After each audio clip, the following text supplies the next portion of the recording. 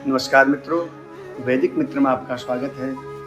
हम अक्सर भगवान विष्णु की पूजा करते हैं, शंख, चक्र, गदा, पद्मधारी रूप का ध्यान करते हैं। लेकिन क्या आप जानते हैं कि शास्त्रों में विष्णु का वास्तविक अर्थ क्या है? उनके वास्तविक स्वरूप का आप जानते हैं? उनके कौस्तुभ मणि, नीले रंग और जो उनके आयुध हैं, उनका आध्यात्मिक रहस्य क्या है? आज की इस विशेष वीडियो में हम श्री विष्णु तत्व को समझेंगे। हम जानेंगे कि कैसे एक निराकार ब्रह्म साकार विष्णु बनते हैं और उनके आभूषणों में पूरा ब्रह्मांड कैसे समाया हुआ है। सबसे पहले जानते हैं विष्णु कौन है, विष्णु नाम की उत्पत्ति कैसी हुई। तो व्याकरण की भाषा में विष्णु शब्द विसृ नाम की धातु से बना हुआ है। इसका अर्थ है जो सर्वव्यापक है, जो कण कण में समाया है, वही विष्णु है। तैत्तिरीय उपनिषद में एक बहुत सुंदर मंत्र आता है, आप लोग उसको पढ़ भी सकते हैं। यतो वा इमानि भूतानि जायन्ते येन जातानि जीवन्ति यत् प्रियन्त्य भीषम विसन्ति। जिससे यह संपूर्ण जगत उत्पन्न होता है, जिसमें यह स्थित रहता है और अंत में जिसमें विलीन हो जाता है, वही वो परम तत्व ब्रह्म है। परंतु आपके मन में प्रश्न आएगा, तो फिर ब्रह्मा, विष्णु और महेश अलग अलग क्यों हैं? तो शास्त्र में वर्णन आता है कि वही ब्रह्म अलग अलग गुणों के आधार पर 3 रूप धारण करते हैं। जो ब्रह्मा जी हैं, रजोगुण क्रिया प्रधान होते हैं, सृजन करते हैं।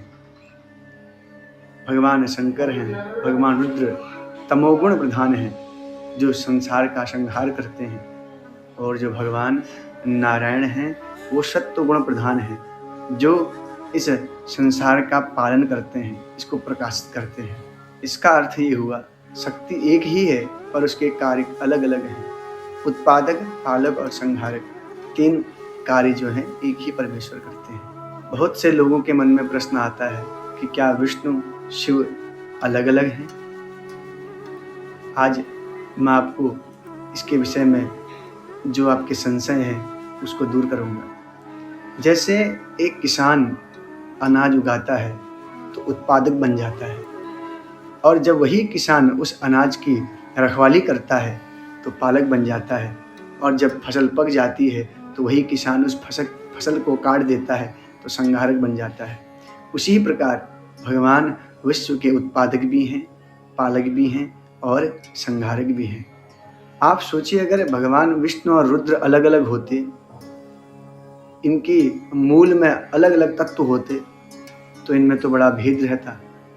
अगर 2 ईश्वर होते तो दोनों के संकल्प में बहुत सा विरोधाभास आपको देखने को मिलता, जिससे सृष्टि की व्यवस्था बिगड़ जाती। इसलिए आप उन्हें महाविष्णु कहें, महारुद्र कहें या ब्रह्म कहें, वो एक ही है। विष्णु ही शिव की आत्मा है और शिव ही विष्णु की आत्मा है। शिवोश्च हृदयम विष्णु, विष्णुश्च हृदयम शिवः। अब आगे आपको मैं भगवान विष्णु ने जो आभूषण धारण किए हैं, आयुध धारण किए हैं, उनके पीछे के विशेष महत्व को बताऊंगा। आइए समझते हैं, जो भगवान ने कौस्तुभ मणि धारण की हुई है, जो भगवान के हृदय में चमकती रहती है, वह क्या है? वह कौस्तुभ मणि जीव चैतन्य का समूह है। जैसे हम जो जीवात्माएं हैं, उस मणि के रूप में भगवान के गले का हार बनी हुई है। गोपाल चंपू में सुंदर वर्णन आता है, अहो सुमनसो मुक्ता ब्रजान्यपि हरे शरः। अब आगे बात करते हैं श्रीवत्स चिन्ह की। भगवान की छाती पर जो श्रीवत्स का चिन्ह है, उसको शास्त्रों की भाषा में भोग्य पदार्थों का सार कहा गया है, जिसे लक्ष्मी का चिन्ह भी कहते हैं।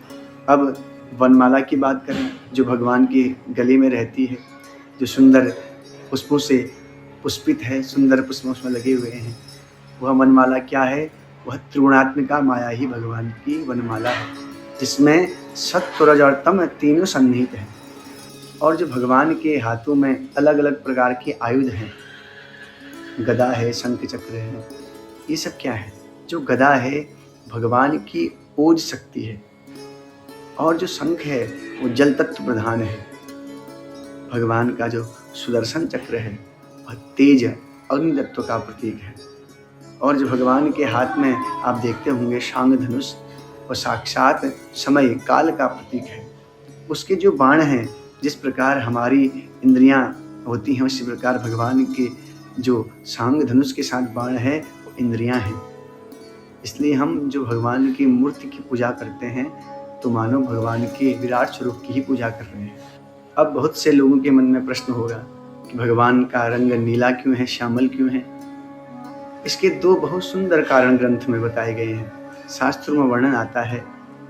इसका पहला कारण आपको बताऊंगा। जैसे पानी निराकार और रंगहीन होता है, लेकिन जब वह बहुत ज़्यादा ठंडा हो जाता है तो बर्फ बन जाता है, आकार ले लेता है।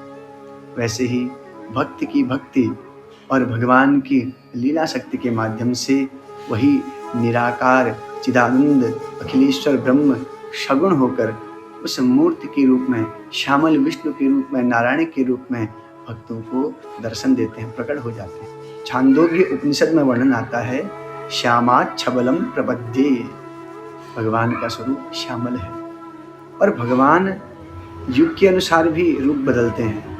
ये दूसरा कारण है। शास्त्रों में वर्णन आता है, सतयुग में भगवान शुक्ल वर्ण श्वेत रंग के होते हैं, त्रेता में रक्त वर्ण लाल रंग के, द्वापर में पीत वर्ण पीले रंग के और कलयुग में कृष्ण अर्थात श्याम रंग के भगवान स्वरूप को धारण करते हैं। श्रीमद् भागवत के 10वें स्कंद के 8वें अध्याय में इसका वर्णन आता है, शुक्लो रक्तस्तथा पीतः इदानीं कृष्णतां गतः। भगवान ने कृष्णता को प्राप्त किया, श्यामलता को ग्रहण किया है।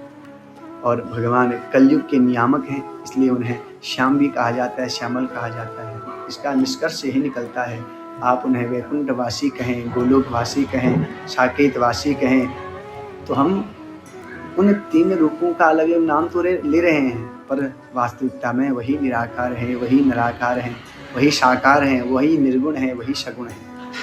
श्रीमद् भागवत में एक सुंदर वर्णन आता है 10वें स्कंद के 13वें अध्याय में, सत्य ज्ञानानंतानंद मात्रे करश मूर्तयः। अर्थात उनकी सभी मूर्तियां सत्य ज्ञान अनंत आनंद से भरी हुई हैं। जो भगवान की भक्ति करता है वो भी सत्य से, आनंद से, प्रेम से परिपूर्ण हो जाता है। और आज हमने उन्हीं भगवान विष्णु की चर्चा की, उनके तत्व की चर्चा की, और आप सभी को इस विषय को सुन के आनंद आया होगा, आपकी भक्ति बढ़ी होगी। अगर आपको यह जानकारी अच्छी लगी हो तो कमेंट में राधे राधे या जय श्री कृष्ण अवश्य लिखें। और इसी प्रकार की जो हमारी धार्मिक जानकारियाँ हैं, शास्त्र की जानकारियाँ हैं, आपको हमारे चैनल में मिलती रहेंगी। तब तक के लिए राधे राधे, जय श्री कृष्ण।